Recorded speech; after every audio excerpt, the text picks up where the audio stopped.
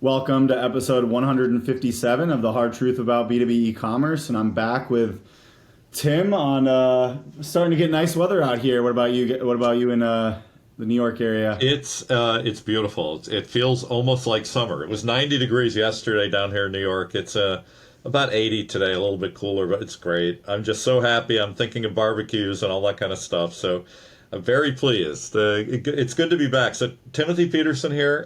Just want to say hi to a few folks who reach out. I always encourage listeners reach out to me. We're easy to find, and a few folks have. Eric Martinez, who also hosts a podcast, listens to our podcast. I'm going to be a guest on his podcast. Yeah, nice. It's a nice world. So he is someone who was a client of mine, I think, probably 25 years ago, which is remarkable at this point, early in my e-commerce career.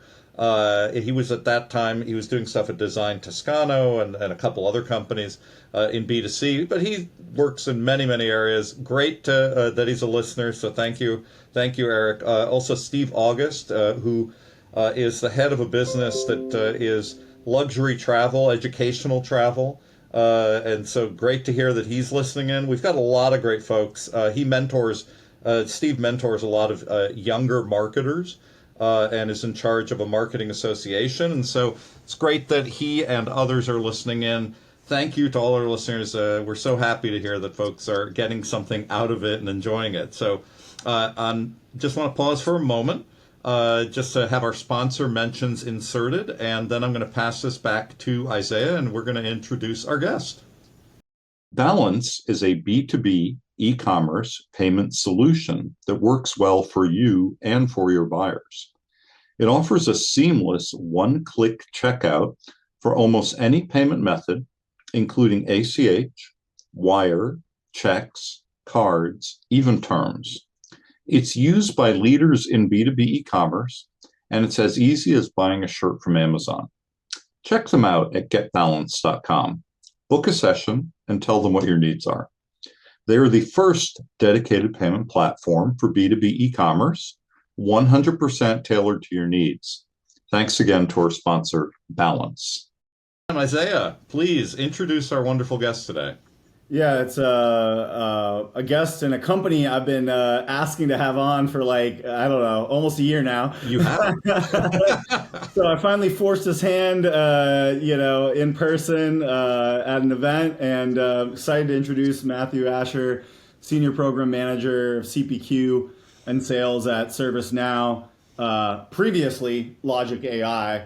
So Matt, welcome, and maybe you can explain that story for people that might be confused about Logic AI and ServiceNow and just. Oh yeah, happy to give that context. So I'll rewind to the year basically 2020 when the podcast was founded as well. Wow. There you go. So the founders, yeah. So the founders of Logic actually were contacted by Salesforce. And they were basically said, "Hey, we're falling down in CPQ with configuration. We need a better configurator. We're falling down in manufacturing. We're falling down in B2B. Mm-hmm. How can you help? We need a better configurator." Mm-hmm. That was what basically started the conversation of creating Logic. So Chris Schutz, Godart Abel. So Chris Schutz actually was Big Machines. So was Godart. So Big Machines was really the first configurator that was basically taking it from used to be in the back days of Siebel and all that and created Big Machines, which brought in the front end of this and moving it into the front office where a salesperson or a front end user on the web could actually do the work.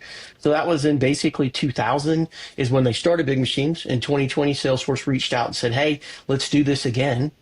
And we need some help with that." So they created Logic.io, and it actually was a headless configurator that was basically to supercharge the C within CPQ, and then it evolved into what you actually have today. So over the past 4.5 years, building out the solution, building out, making configurator better, bringing in platforms like ServiceNow, bringing in platforms like Shopify, Adobe, and BigCommerce. So all four of those were really the big players that we basically became and diversified the platform. So not Salesforce centric, but more, opening up what we do, which is truly configuration. The idea of having Lightspeed configuration with an Amazon experience that we all get used to. So I want to Google and Amazon look for vacuum engines and get 10,000 of those in millisecond response. We brought the world to that and said, hey, let's do it with configuration.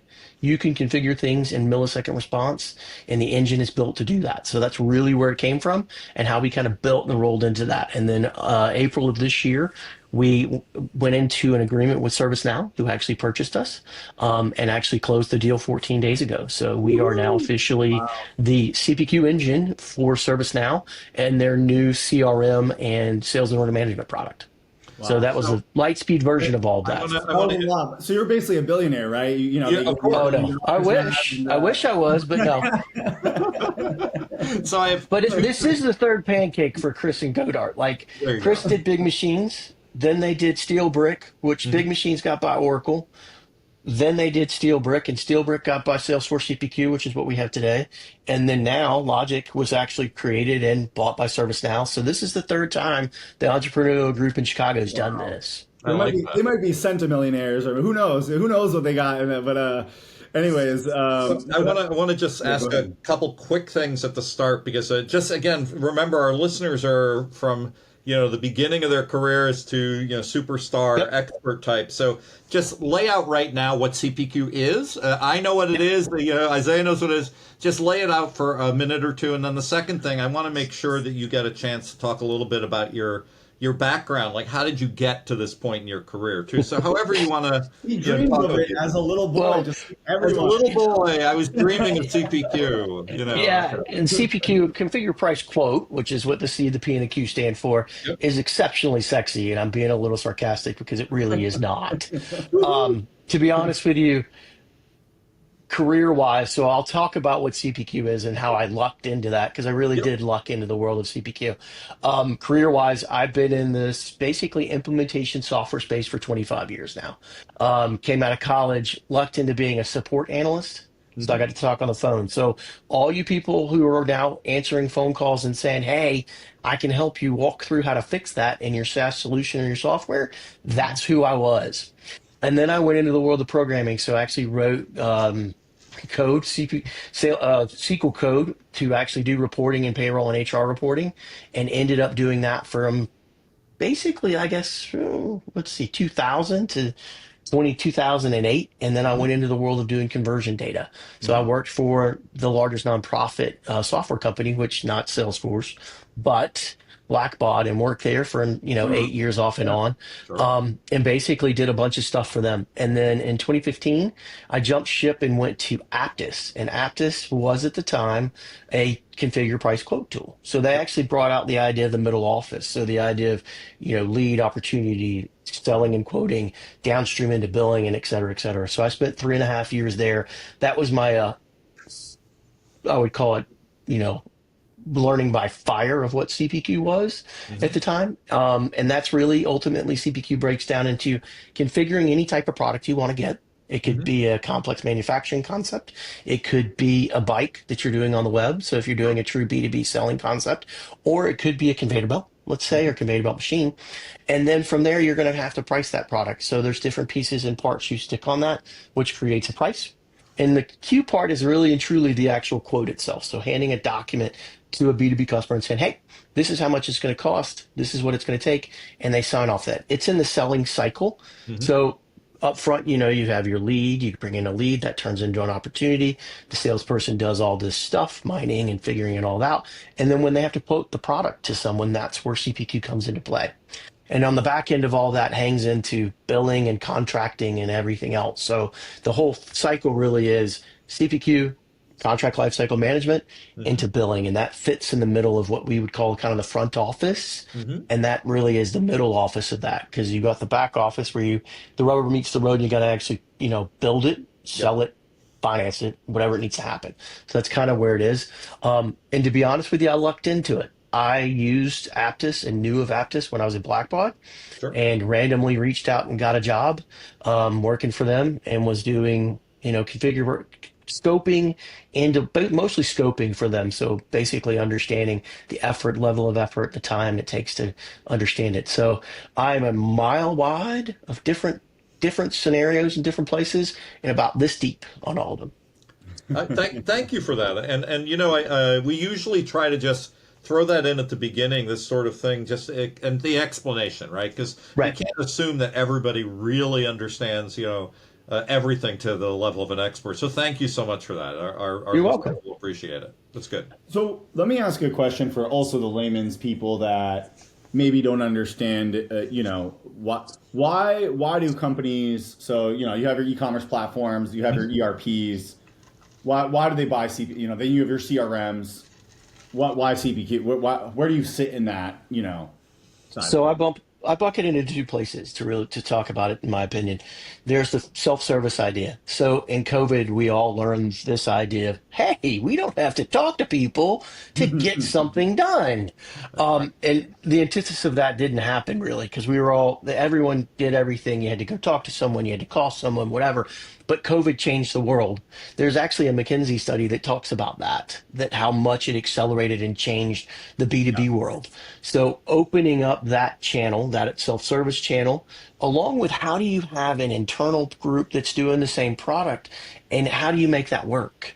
So a lot of times you have to usually end up in it, the old days, I'm going to say old days, before Logic and before some of the new technology, you ended up with rule sets in both. So your web concept and your commerce platform had one rule set, and then you had an internal rule set, which could have been whatever to do that. And that was the big problem. So I will tell you that that's kind of where it shifted and why you would want to buy it is that you're looking for rules and you're looking for configuration of a product to surface it on the web with a self-service idea, and then internally you're going to sell the same thing. A great example is actually, and I can kind of talk about this one as well. It's a golf car company that configures golf carts, and you can go on the web, and they're golf cars, actually, my bad, because their name has car in it, so they're not a golf cart, it's a golf cart. So you got to go out and you can configure on the web, you can configure your golf car, and you can spin it around, you can do different colors. So configuration engine on a true web B2C experience, but then that turns into a B2B experience because United States regulations means you can't do a credit card purchase for a golf car. You have to go to a dealer and distributor. So they can pick up that dealer and distributor concept and they get the actual configuration you do on the web and they can fulfill it.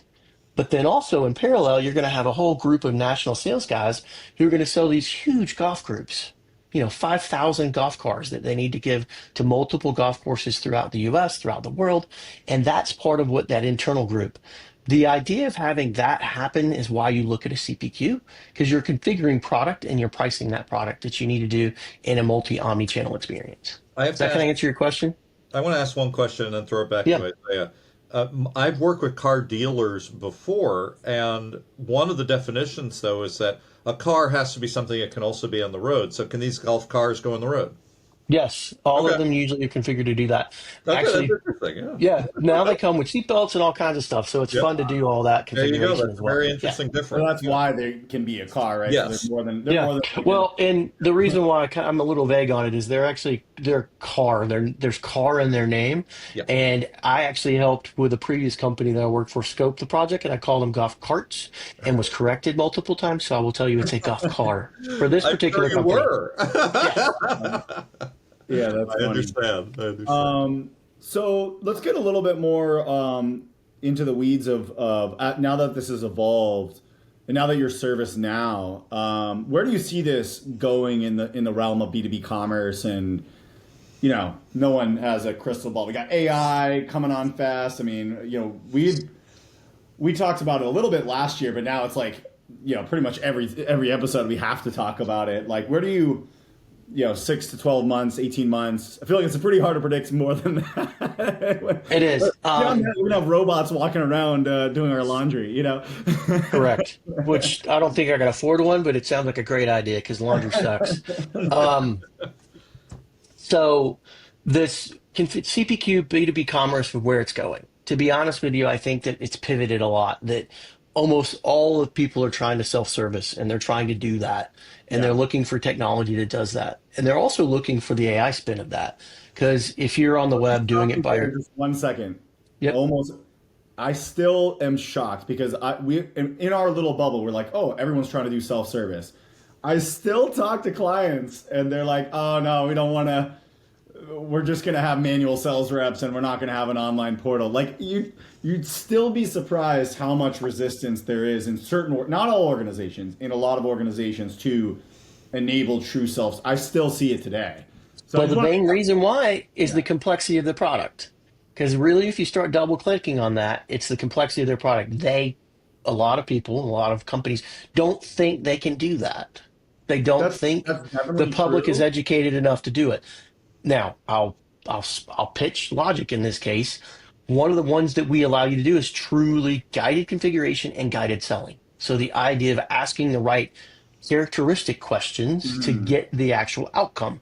So that's a big point of what's changing. So kind of going to your question around where's the direction of this, yeah. opening that channel, but then also making it where you can easily self-serve. So ask the right, and I'm not saying attribute-based things where you have to know all the pieces and parts of the components.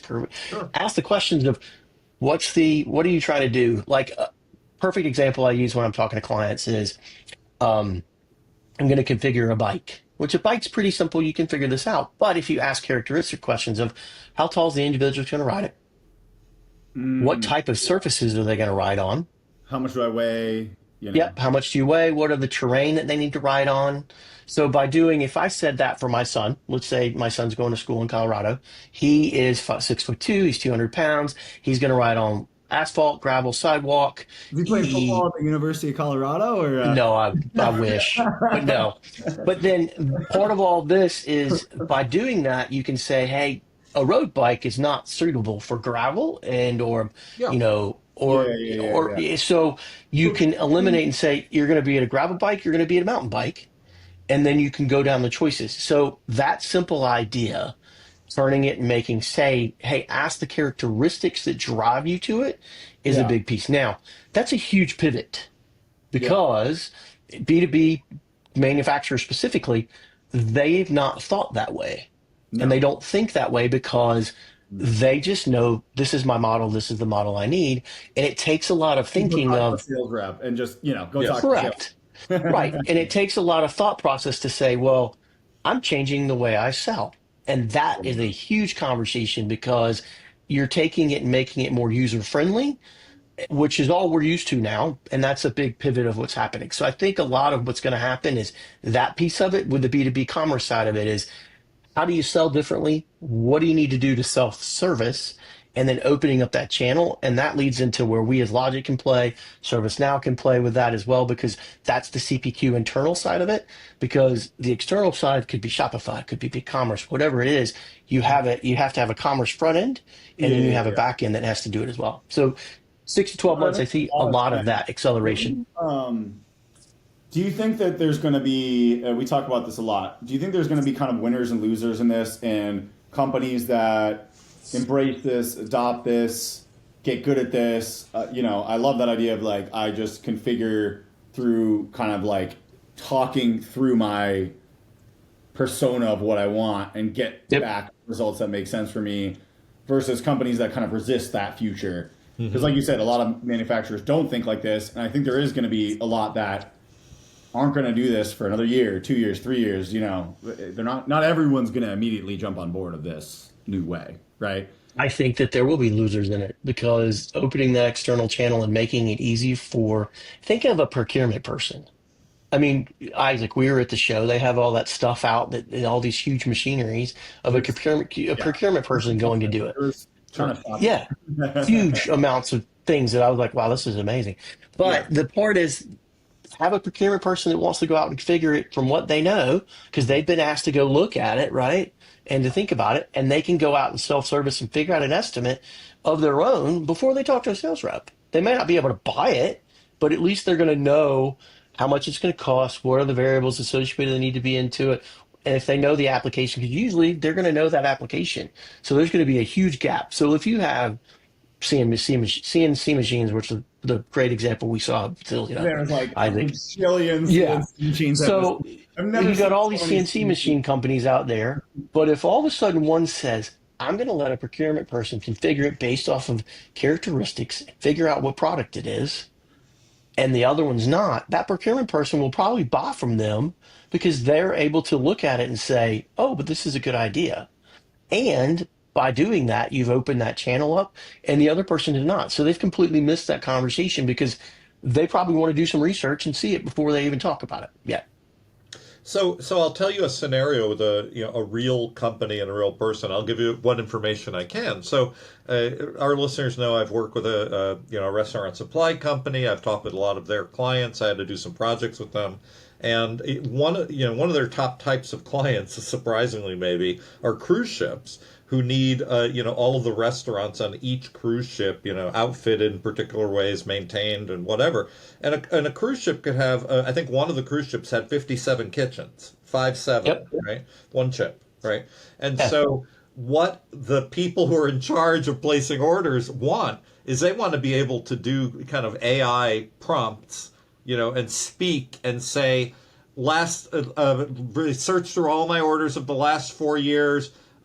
For this ship, for these 57 kitchens, I have these go find the dishwashers that I purchased, and I need to have new dishwashers replaced for each of those configurations in that ship, right? Yep. They don't want to work with a salesperson and like a form and the downloads and configuration. They want that kind of configuration. This is already requested. So is this something that's very available or almost available, or how's it working?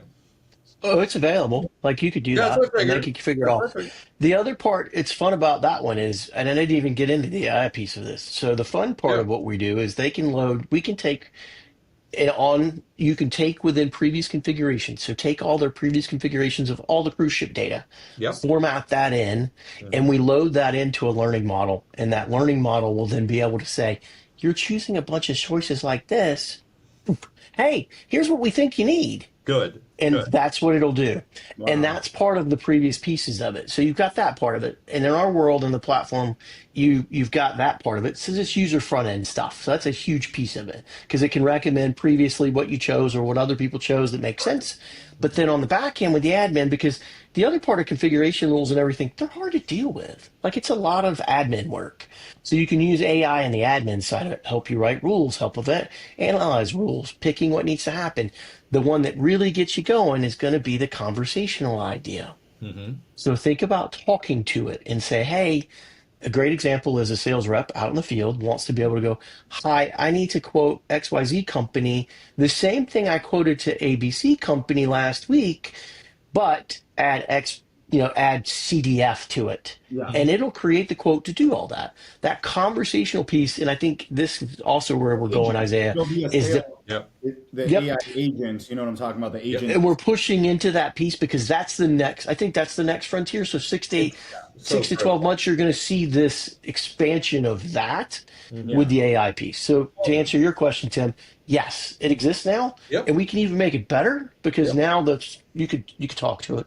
Yeah. I mean, it's going to be cool to be able to talk to it. I thought it did, but I wanted to make sure our listeners heard that too. And, another company that I can name is Marriott. I've worked with them before. Yep. And, they have 39 nameplates. They have so many different brands. The way that they want to work is getting closer and closer. They want to be able to say, nameplate Fairfield Inn, location 127, pull up prior order, 600 rooms.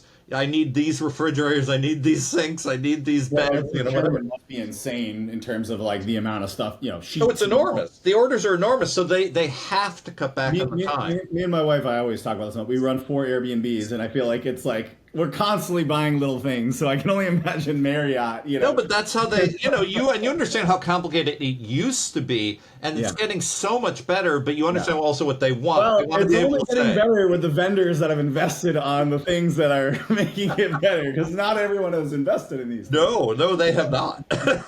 Not yet. Yeah. It's the other part that we're bringing in that's cool about this too is that think about a visual CAD or being visuals. I wanted to get into the I want to hear a lot of that. Yep. So that's the other piece that's happening.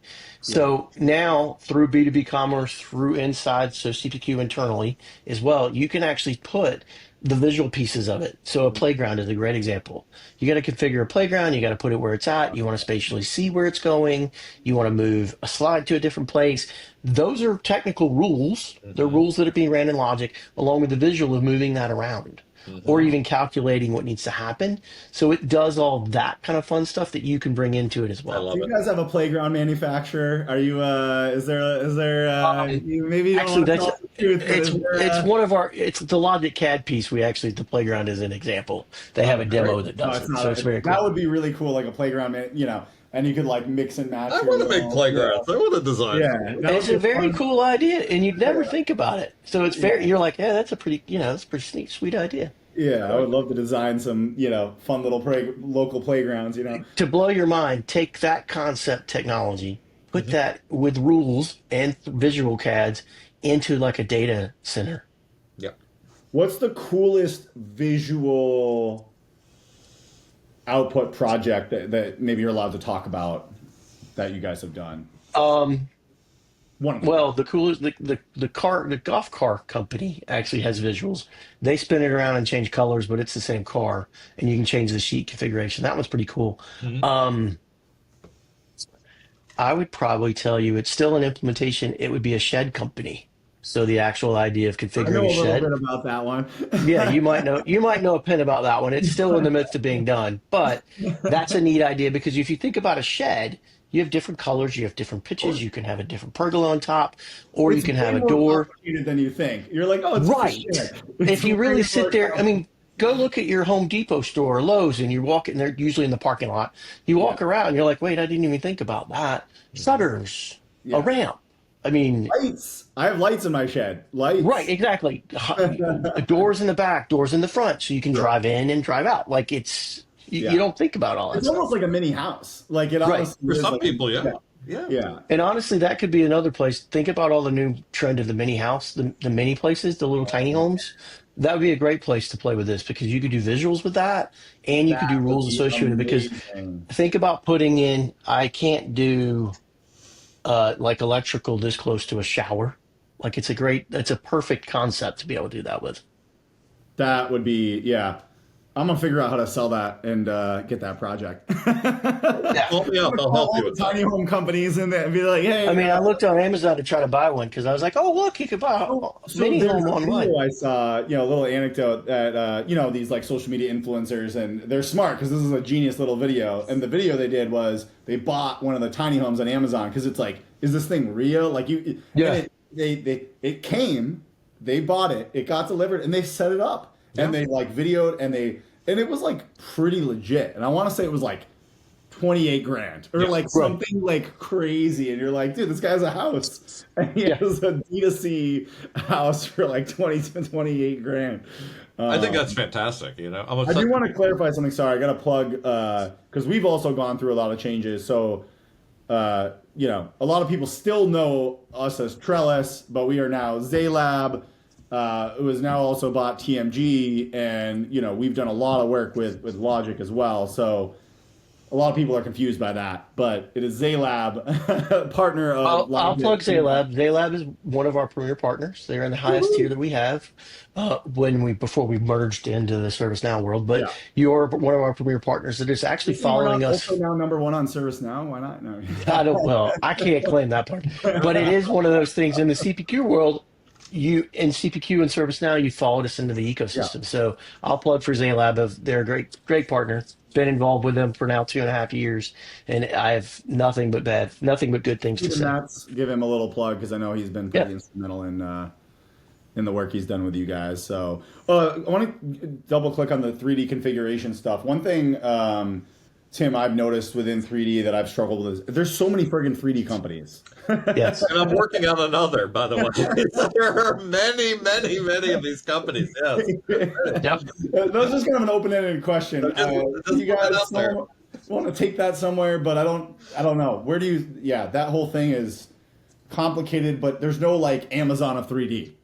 No, and I will tell you that I'm seeing that 3D is going to be more and more involved with this configuration as well. So like probably 7 years ago, I had a conversation where I was talking about this, but it's going to become more and more useful for self-service specifically. But to be honest with you, I a preference on which one to choose or what's happening in that, they're all different because some of them are truly CAD based where you're doing all this really technical stuff. And then some of them are really pretty couches and Yeah, yeah, stuff on the web. That's more the world that I've been in, is the pretty Oh, cat. yeah, I mean, and I kind of am trying to bridge the two because, what I can tell you is I did work on things like Sephora. I actually worked on that when they were doing like the makeup on the face app for the first time and all that. That That's a was whole really other level. That's like 3D plus AR because it's like it is, but it really works beautifully now. It's gone through many, many iterations, and also a lot of retail applications like furniture. You think in a that's a room pretty good D2C AR example of 3D, the Sephora one? I haven't. I mean, I'm not personally using it, so I don't know. But no, I mean I know you wear makeup all the time, man. It's okay. I would need it at this point. I would look a lot better on these. I would look a lot better with makeup, I admit. But it is remarkably useful, and I forget the percent, but it's like 90-something% of all Sephora customers use it now. I mean, they really like that. Oh yeah, it is really used. It's a true, because a lot of this is like AR BS that no one ever uses, and I think that's why. Oh, this is so heavily used. It was adopted almost immediately, and it's just been improved ever since. And really, you could use it in store, or you can use it, on your app at home, or you can use it on a desktop version, whatever. But these sorts of things are great learnings because, on the other side, I said I'm kind of working on both sides. Is like I'm working on this highly technical thing that was used for a lot of educational purposes and teaching people remotely how to do surgeries, with the 3D movement into the bodies and for particular ways. And it's really kind of bridging like what needs to happen with every other application in the middle, right? Because there's so much in there, like the stuff you're talking about, Matthew. Is there a 3D engine? There's one bigger company that I know about that is, but they're kind of more behind the scenes 3D. Oh my god, I'm blanking on their name. This is so bad. It's Friday, but that's the only one I've seen that's like truly kind of big. But they're more like 3D adjacent, but 3D. But they also do like special effects and like Disney stuff. I probably is it a Pixar related company No, or no, Swivel? no. It's a software company. I worked with a company called Swivel 3D some time ago. Yeah, it'll come to me maybe later in this podcast. But everything else I've seen is there's all these little 3D companies. There are a lot. There are a lot of them out there. There are a lot. The company I'm working with, I have to be very careful, but they have patents that they own for certain types of 3D imagery, and they're trying to reuse it. I guess what I'm asking is, do you think it matters a lot who you use, Matt, or kind of just get it done and you got to get these 3D models done and, I think it's two parts. One, an engine that needs to exist for the rules piece, so you got to have that part of it. But I actually think it's choosing what the application, what you're doing with 3D. If it's very engineer to order, engineer concept, where you actually need to see that piece of it, that's a different than saying we're putting together the CAD version is a different experience. Yeah, and then I think there's the use case of you're saying, hey, the Sephora idea, you're doing it, and to be honest, it's the sexy images versus the not so sexy. I'm really doing like B2B manufacturers. They don't need a sexy picture of a pump. Industrial. They just need a pump. Yeah, industrial. Yes. Application-ish. Well, but I'll give you a scenario. Again, this came up from a client. I didn't make this one up. They want to talk about how people in the metaverse, when that sort of became a thing, the Web3 idea, where you're creating these shopping environments, these spaces that you can shop. Walmart actually sells millions and millions of dollars of merchandise through the metaverse, through their stores in that world. A lot of people in B2B now. Are people actually using that? Is that really happening? Yeah, it is. Yep, it's really happening. How do you even use it? Well, you have to enter through a system, whatever system you're using. You enter it like Roblox or whatever. You're entering it through a particular way, but then you're literally entering it through like a Roblox. Yeah. Yeah. What? Yes. Yeah. And then I really got out of touch here. I feel like I'm. You're so out of touch. I think. But yeah, you're. It really is. It's very. I would be shocked if Walmart doesn't have a Minecraft that they can go in and buy stuff in Minecraft and actually. They're involved with a lot of different games and discussions. I can say that. I mean, it is a $500 billion, revenue organization. It's a country practically from that, so it's not crazy. No, but the punchline is that from a very pure B2B perspective, the idea is that I'm taking my distribution store or display or whatever, and I'm putting that in this environment as it is, and then it'll update in real time. When I change shelf Z, shelf Z is going to change here and there, so that people can not just shop online, but they can shop the distribution center, right? They can shop the aisle. They can go down it and say, I want that. and it's also in the same place, in the real place. Yeah, so that's what some folks are trying to do right now as well, to aid in shopping, to change the way people view these things, to make it something you can do visually as opposed to just, AI prompt, for example. Do it visually. Very cool. I like that. Yeah. It's very cool. What are you guys using? I'd assume, well, I guess ServiceNow maybe changes that because they're huge. But I would assume that most companies that I talk to, or you're using like a Claude or Anthropic or, a ChatGPT LLM in the background to power your agent experience or the AI experience. Is that, can you speak to The that at AI all? experience for us is actually on the Google platform. So Logic's actually Gemini? built in the Google platform. So it's based in that concept. Gemini. That's what we're Yeah, using it for. yeah. And one of the big things, because AI is getting so interesting where you're like, okay, I don't want to share my data. So that's a huge thing, right? I don't want my data out in the world for everyone to find. Take all your So everybody to grab it. So one of the data. things we do within each instance of your own configuration data, it's your configuration data. So you're not sharing configuration data with other people. It's your own piece. So it's you bring it in like an Excel spreadsheet, you load it into the engine to learn, and that's what it's using. So you're not sharing your configuration data other places. That's the other thing about it is, like, if you talk about configuration, as long as it's rules-based information and you're not using like patient information. So it's not really a HIPAA situation. You're not dealing with that. So you kind of look at some of those things with PII and all of that. You can avoid those with rules because you're not using that. You're just using rule data to do it, which usually is not proprietary information. But we are doing the AI piece where it's just focused on your little sector of what you're dealing with. So your own stuff So to I protect want to it. just give additional information. I looked up something to make sure I had the right information about Walmart for my contacts on this. So Yeah. they're already working with Minecraft. They're already working with Roblox, and they There you have go. stores where they're selling in both of those places right now, and they're making millions of dollars. They also have recently partnered with Zepeto and Unity on creating their own virtual Wow. universes for shopping. So Holy it, crap. There you it, go. yeah, they're already there and they're making millions right now. So it's something that's really kind of. Millions is nothing for them though. It's got to be I mean, billions. it's not reported separately. It says here, like what I'm looking at. Yeah. It's not, So it's not a line item yet in they're the making whatever money, but they're not reporting yeah. it separately yet. Right? Yeah, That's it's crazy. just a segment that they're like, we're trying to see what happens. Yeah.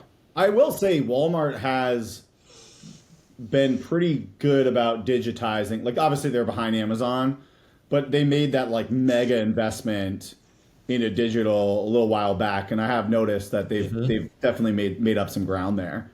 Oh yeah, they definitely have. So, Anyway, sorry, I just want to make sure our listeners heard that. So it's for real. so You're good. Matt, I'd love to ask a little bit about okay, so what for like manufacturers that are maybe earlier in this trajectory, right? They're not quite at the tough shed level, sorry, I don't know if I'm supposed to say that name, but doing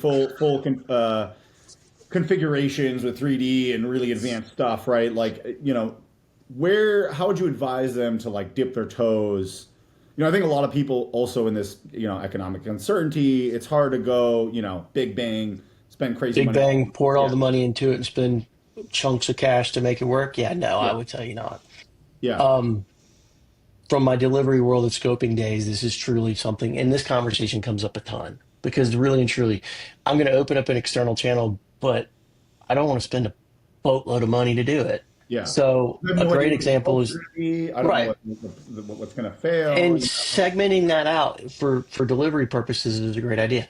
A product line, a product.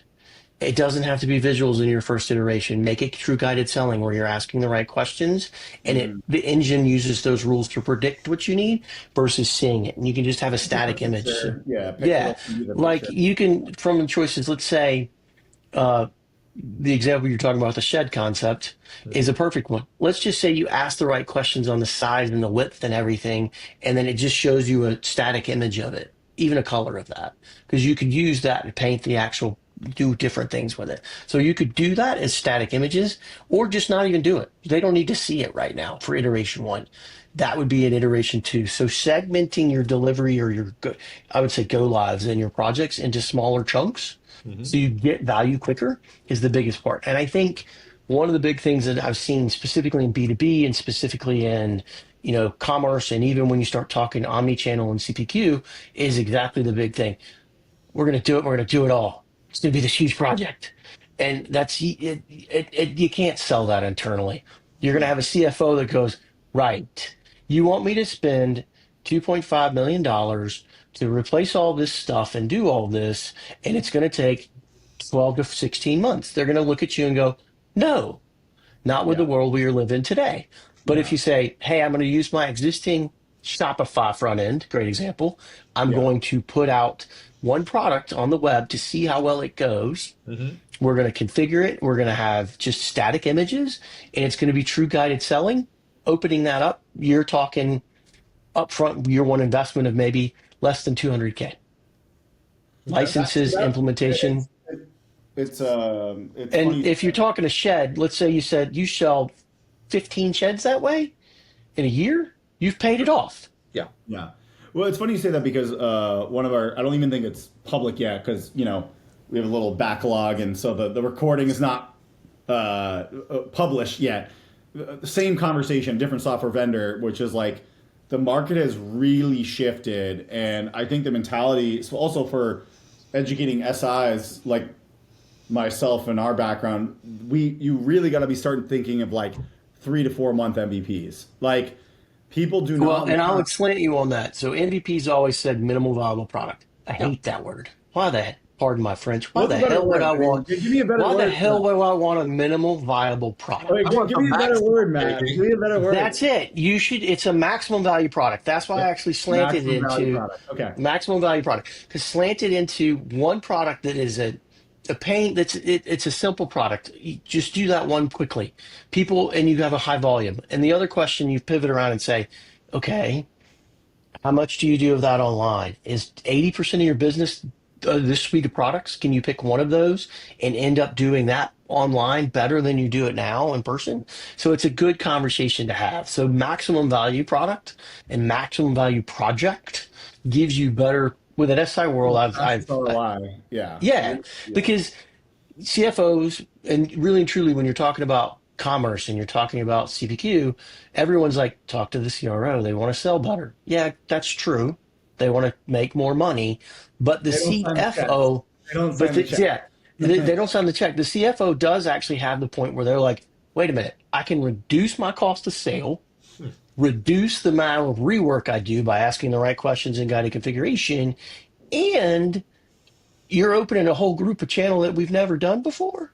Okay, great, let's try it. And I'm only spending $200K for this for a year, for year one. And then year two, it goes down for licensing costs because you're not doing implementation unless you keep iterating and adding product. But that's how you can make it better, in my opinion. And I think that's a huge ask with the market uncertainty, with where we're doing it, with this whole I'm going to put a tariff here and a tariff there conversation. Being able to give them a small bite of an apple is better than a big apple. Or my saying that's a project like that should be 3 to 6 months. Time to value. Yeah, exactly. I would say 3 to 6. The thing I always tell people when I'm thinking about this is it's a Navy SEAL comment. You can't eat an elephant in one bite. And it starts from the Navy SEALs. Take it in each step of the process, because a lot of B2B manufacturers and just manufacturer people in general have these huge complex processes and everything. And you need to look at one segment of it. Yeah. And how can we get more juice out of that small segment with a lower cost of buy-in or value? What I've seen as a problem with B2B culturally, Tim, and I don't know if you guys would agree with this, is that they struggle with this mentality because they come from like two sides of things. One is ERP, where it's like, oh, we're going to spend like 3 years upgrading our ERP, and they're used to these like big, long, drawn out projects on that side. And then they also just, they kind of adapt and move. They can move in terms of, years and decades in some cases, right? Yeah. Oh, we're going to open up a new factory. That's a 10-year project, right? Or, I'm making that up. But they come from this world of these like big, slow projects. So then when you're like, hey, we're going to do this software, agile software project in 3 months, you're like, it just like doesn't compute. And so I'm just curious how you guys, like, throwing that back at you guys. Well, I'll throw something out there. I mean, it is tough to have those conversations. One of the companies I'm working with is building a factory that is a 5 to 7 year Yeah. process. That's a lot, and It's a it's a very, massive construction it's project. massive. It's local, permits. It's state money. It's federal Yeah. money. It's international money. It's like whatever. It's all of these different things. It's a huge project, and also you're determining like where these workers are coming from, when you hire them, like how you train them Yeah. appropriately. It's Just a getting huge a thing. step in the project is 3 months. Well, Like, yeah, you know what I mean? Like, but see what happens. You're right. But what happens is you just have to say, well, these are all different things, right? You have to have that conversation with those types of clients and say, look, you're doing that, and then there are all these medium term things you're working on, but there are also these short term things because this is how it works. It's something that takes 90 days. It doesn't take 7 years, right? You have to look at it completely differently. but it only takes 90 days if you're willing to compromise on the requirements and be reasonable. Yeah. And Yes, you're absolutely right. Well, and the big thing here is that when you talk about CPQ or you talk about online configuration, you're talking about a revenue engine Sure. because you're bringing money in the door. Mhm. And everyone, and this comes back to another fun analogy I always came up with, everyone gets a little skittish about that because you're talking about revenue.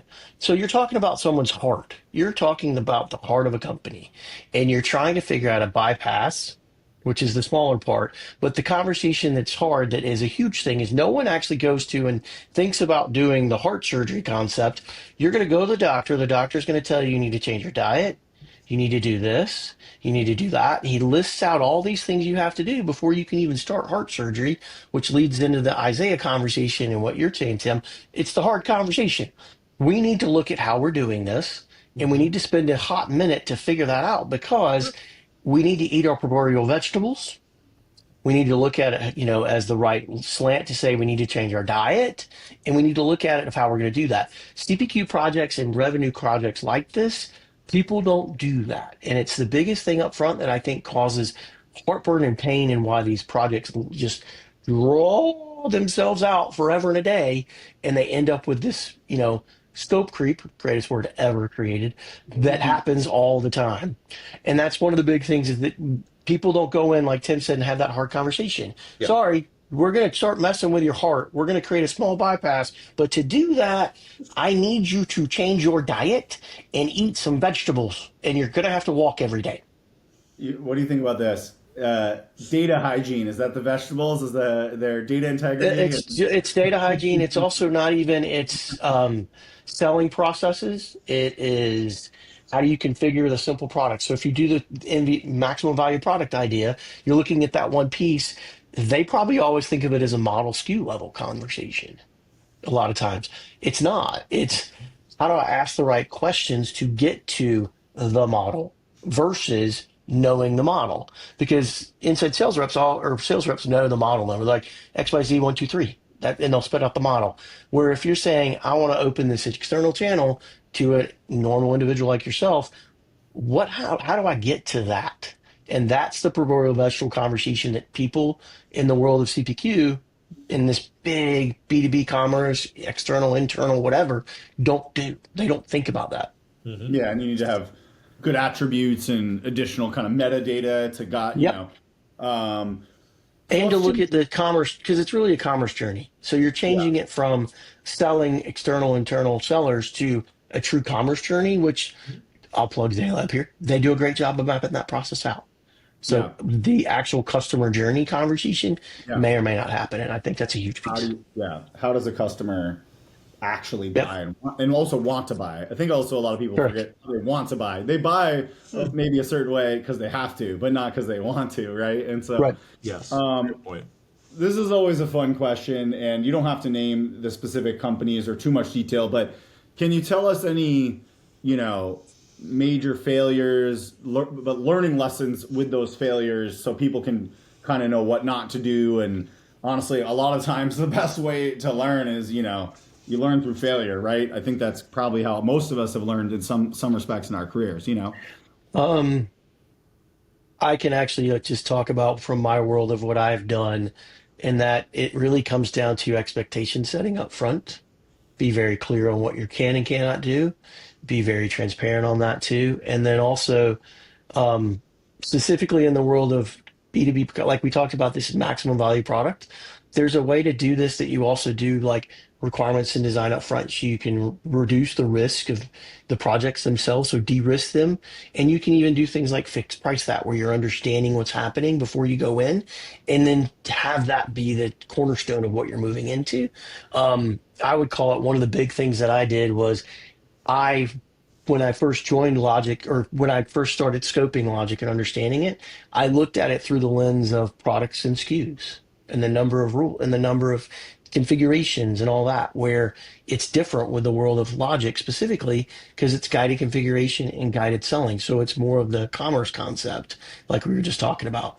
And that's really one of the biggest places I've fallen that I learned personally through experience is when you think about doing configuration on the web with self-service or internally, you have to think about the buying experience, internal and external, for both. And you have to really do that to figure out what it is for your scope and for just a delivery successful of that. No, I like. I'm not going to give the company name because wish you would. I'm leaving that off. Can we guess? I learned that lesson the hard way. What do you think that's it's kind of always a mutual failure, right? But you're just not capturing enough requirements up front, Yep. setting good expectations, and people think they're getting something that they're not, basically, is really why. The other thing I think is huge is you got to show them. The world we live in today, we have to show them what we're doing. So true sprint cycles when you're doing build and you're showing the product and being like, hey, what do you think? And really getting feedback, have the right people in the room reviewing what it is and getting true feedback so they buy in through the whole process versus the old way of go into your back box, do all your work, come back, and go, here's your product.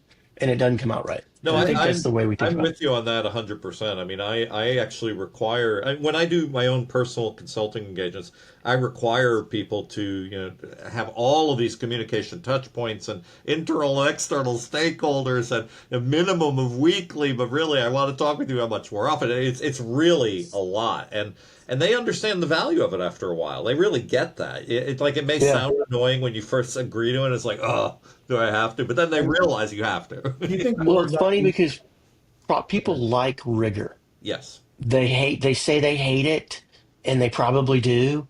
But when you're doing complex projects like this, rigor they do like. They're like, oh, I know what was going on before. The analogy a guy had, and I was in a room with a big manufacturing company, multi-billion-dollar division in a big manufacturing company, and he literally looked straight at us and he goes, if Santa Claus isn't going to show up on Christmas Eve, I better not find out about it a week before. I better know Santa Claus is not coming on Christmas Eve 2 months before Santa Claus isn't going to show the heck up. He was pretty clear about it, and that's the answer to the question. There you go. I think that's a really good point. Do you think that more of this, I love what you're saying, and I agree with you that creating more visual, I think also people are visual learners, right? I think part of the problem in our industry is you send them a document. Yeah. It's just a Word doc does not help illustrate a software project. Right? I hate RFPs. They're my bane of my existence. In general, you know what I mean, right? The scope in the Word doc, it just doesn't do 3D configurations and all these, and screens. And do you think that there needs to be, this is a general statement in the industry, there needs to be more visual demos, visual processes in the sales process? I'm talking not even before they sign the contract, because that's the problem. Once they've signed the contract, the expectations have sort of been set. It's hard to realign. That's where going back to set them. In the selling cycle, it is. I think that even if it's just an out of the box demo, specifically one of the things with us is that Logic kind of sells itself because of how fast things are with the engine. So the engine's built to do basically 10,000 simple rules in a millisecond, in 100 milliseconds or less. Like it's just built to do that. Wow. The true Amazon-like experience is what we're looking for. Okay. And that's what it sells itself. So when you're demoing it, exactly what you're saying, Isaiah, people need to see that. And that's part of what I think that people are buying into when they're buying any software is to see it. And it doesn't have to be custom. You do need to really think about and let people, you kind of have to, you're telling a story. So you're storytelling with an out-of-the-box demo. And that's okay. Because you can kind of probably do that because you should be able to paint that picture. It's hard. I'm going to give it to it's hard, but you can't do a custom demo every time when you talk about software vendors. It's just difficult. That's a lot of cycles. Custom demo gets tough, right? Yeah. But I think that's where the SIs need to get better, right? And be able to offer maybe not a fully custom demo, but maybe something a little bit more tailored to that, industry or use case, accelerators, that's something that stuff that we're working on. I agree with Well, you. you guys, Zaelab has a great one. They have Yeah, a window demo. It's yeah, phenomenal. yeah, for sure. The problem is it's amazing for Windows and construction if you're, a golf car. Yeah, right. Exactly. Well, what I'm waiting for is the startup that does, VO. If people know VO AI, it's the prompt-based video AI tool. So you give it a prompt and it'll make your 3-minute commercial or whatever, right? I want to see that really tailored to business and tailored to B2B, and proposals and whatnot. I really would love to be able to just give prompt-based commands to go create a video for all of this to say show that what we're working on here, and I think that'll be coming really soon. I really do. Yeah. That'll be Yeah, fun. that'd be cool. Yeah. The time to value is just going to keep getting more and more accelerated with AI and all the. I mean, yeah, I could imagine a world in which you AI agent your way into even setting up some of the configuration in Logic. Yeah. Yeah. Especially with some of the ServiceNow. Do you know any? Maybe this is hard to answer with the deal being done in 14 days. Do you? I guess we're kind of getting to the end here. Is there any Logic / ServiceNow story you can tell a little bit about where you see that all going and Yeah. greater company? So the Logic ServiceNow piece is really going at the CRM front end, being able to buy that because ServiceNow has built its business on the backside, field service, ITSM, so that in ticketing systems and all that. They did a Yeah. great job. They have a huge loyal fan base, but being able to pivot that into the front office is really the big change of what's happening. And I think that's a mutual win where their CRM piece is going to be, a unified platform that'll help go across that with a powerful configurator. And then also pair that in with if you want to open external channel and you use Shopify or you use Yeah. BigCommerce or Adobe, you Yeah. get that full experience. And I think that's going to be a huge win. And then if you bring in the AI, which they have with workflows and everything, I think it's going to turn out to be really cool. I have not seen all of it yet. I've tried to figure out my world and my job for the last 14 days. So, but it should be pretty cool. I think it's going to be I think it's going to open a big box of interesting things that can come from that piece of it. So I want to ask another. It's sort of a weird question, but it came up in another. Again, I bring a lot of these things to the podcast from clients, right? I just kind of make a lot of notes and want to bring these up. So, what about configuration on the B2C side? Is there anything that We fit the B2C side, so Yeah, that's what I thought. it's a perfect play too. Yeah. The idea of using us for a B2C concept like the bike, it's Yep. a perfect example. I just want to make sure. Yeah. Yeah, and we fit with B2C. I would tell you anywhere where you have a configurable product that has multiple attributes or needs guided selling or it needs, guided configuration. So you can't put, let's say, this gear system with this particular, you know, braking system. Those concepts would be a perfect play. Yeah, because a lot of the companies that I've worked with are really doing both, right? And so Yeah. they want to have tools and relationships where they can say, here's the B2B applications and here are the B2C applications. So it's just kind of Yep. it's a logical question. Yeah. Those are One of manufacturing the on a little direct consumer channel. Yeah, one of the ones that we've done is that the company does power generators, and they actually have a front end system where they do a sizing. So it's called Gen Size, and then that goes into and that's in Logic to do the sizing of understanding it, and then that's kind of the Was it Generac? Because I've worked with them before. no, wasn't Generac. Okay. It was another one, same concept though. I know Think exactly about what it it as a home is. generator or something like that, like a personal home generator kind Yeah. of. Well, that's Generac. This one is more, I think it's more commercial based, but it would be still a B2C use case Yep. where they're trying to size it, and then you go into the Yeah, idea of my home is actually this many buying. square feet, this many bedrooms, Yeah. this many whatever. What size generator do I need? And they have a Right. configurator solution for that. And then they have an internal sales reps that actually do it globally as well. Yep. To I do mean, it. So honestly, it's, if you can solve the B2B use case, usually the B2C use case is a little bit easier, Yep. right? So you build the B2B use case and then you just kind of simplify it usually or create like a simple B2C version and then just expose it, right? well, and the other part of that is it's the same rules engine. So it allows you to actually do the true handoff, which the handoff between a B2C experience into the fulfillment part of it has always been a problem. Like truly the same configuration, like the golf cart concept. That's truly a B2C experience of me doing it on the web and then, or off cart, excuse me. And then it's going into a dealer and distributor and they're using the same configuration. So that true handoff has struggled for years. And it's finally in a place with logic that you can do that. Well, this was super inspiring, honestly. I think we made B2B and CPQ pretty fun, hopefully. I hope so. I hope so. It's not very sexy, but it is a lot of fun to talk about. I'm going to just say something I always say. Anything can be sexy. It really is just what you do with it, right? I mean, it's how you look at it. Right. Yeah, it's how you look at it. Tiny homes. I hope like, we'll get you back in a year or two and we got like a tiny homes customer that would be great. That would be pretty cool. So do you have any last words for our listeners about you and how to contact you or anything else you want to tell us? You can find me on LinkedIn. Pretty easy to find. And it's happy to talk to anybody. Your career is bright and early. I'm happy to talk about that. I've got my own bumps and bruises in the process, and or anything else CPQ land, ServiceNow, Salesforce. We're happy to chat around any of it. So please reach out, find me on LinkedIn. Happy to connect.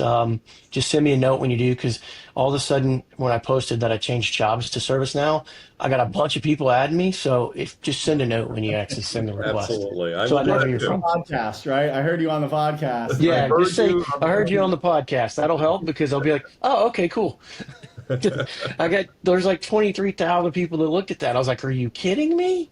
And all of a sudden, I got a whole bunch of people add me. I'm like, okay, I don't have any idea who these people are. The ServiceNow thing is going to be good for you guys. So I felt good about it. So this is awesome. We already got record traffic, so I think we're going to spike again after this comes out. Great. I'm excited. That's great. Awesome. I appreciate you guys having me on the show and the time and the chat. It was awesome. Please reach out. Any other questions? I'm here to help. Take care. Thank you. Thank you.